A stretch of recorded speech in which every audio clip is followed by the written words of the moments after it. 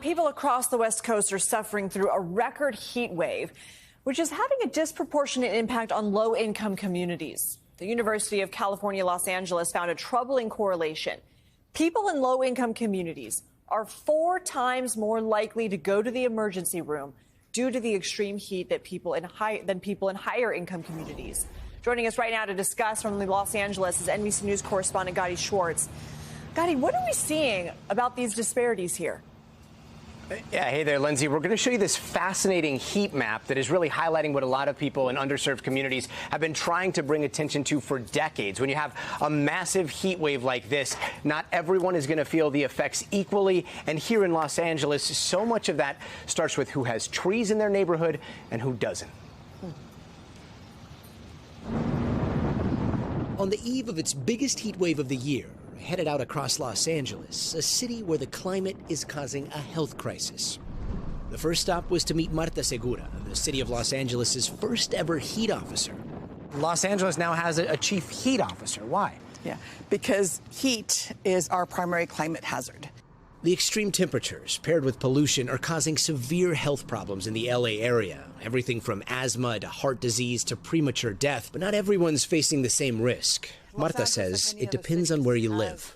We have difference in geography, number one, difference in wind, number two, but that's the part everybody knows. What everybody doesn't know is that there have been historic disinvestments in certain neighborhoods that never got the trees, that never got the shade, that never got vegetation. Okay, so now we're going to do a quick little experiment. So now we've got, 123, 125. So 120's on the pavement, 120's on that sidewalk. But then if we go over here in the shade, that grass, 66. Yep. And then if we look at the building's about 66, 70 degrees too. The building not only keeps people cooler over there, but their utility bills are much less than somebody who doesn't have shade. I gotta say, when you're driving around on a hot day like this and you realize that there is a correlation between the amount of trees you see in a neighborhood and the amount of people that are going to the hospital for heat-related stress, it makes you see the city very differently. And that difference has now been documented by a new UCLA School of Public Health map that tallies heat-related emergency room visits by zip codes, showing wide disparities in the city. Some of these differences between neighboring zip codes are 3 times higher. They technically should have very similar meteorological patterns, but we see higher excess ER visits during extreme heat events. So in order to see what some of that inequity looks like, we're going to head over to the valley, see some neighborhoods where there is almost no tree cover, and they're expected to see triple-digit temperatures all week long. In the northeast Los Angeles community of Sun Valley, we met Imelda Padilla, the area's representative on the LA Climate Crisis Council. We are a community where there is 3 freeways cutting through. When a heat wave like this comes through, a lot of people just think, well, just stay inside, use your air conditioning. But the truth is, not everybody can afford it, right? Yeah, so we know that heat affects population by age.